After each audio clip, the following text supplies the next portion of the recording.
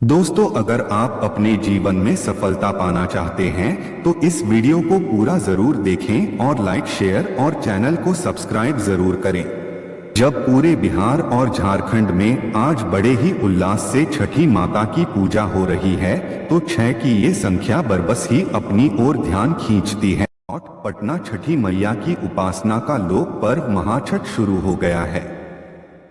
देवी छठी का नाम अंकमाला के 6वें अंक पर आधारित है, जिससे कि साफ स्पष्ट है कि 6 की संख्या से देवी का कोई सीधा संबंध है।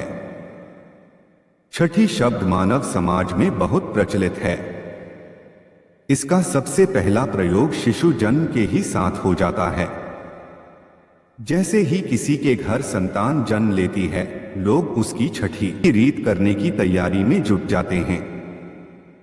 छठी की रीत यानी कि शिशु के जन्म के 6वें दिन का खास समय उल्लास के साथ हो रही छठी माता की पूजा। जब पूरे बिहार और झारखंड में आज बड़े ही उल्लास से छठी माता की पूजा हो रही है तो 6 की ये संख्या बरबस ही अपनी ओर ध्यान खींचती है।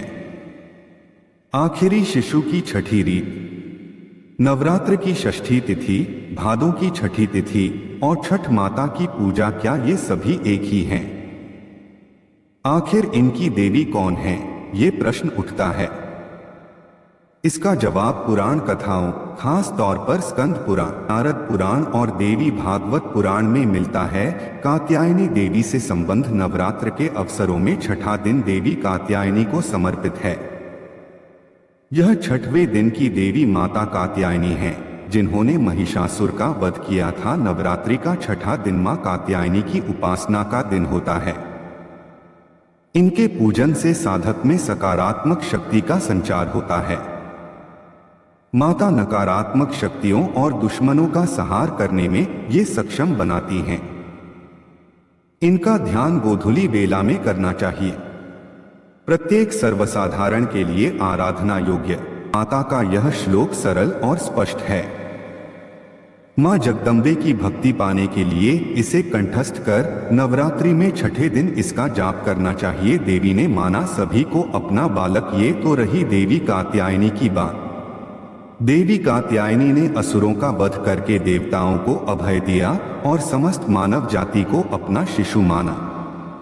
वह माता की ही तरह हमारी रक्षा पालन पोषण किए जाने के कारण अम्बा कहलाई। इस तरह नवरात्र का 6वां दिन देवी को तो समर्पित है ही, इस दिन बच्चों को अभय मिले इसके भी विशेष प्रयास किए जाते हैं। जन्म के 6वें दिन छठी मनाते हुए इसी देवी से संतान के अभय के लिए विनती की जाती है। खुद माता यशोदा ने अपने लाला कन्हैया की छठी बहुत धूमधाम से की थी और उनकी रक्षा के लिए विनती की थी।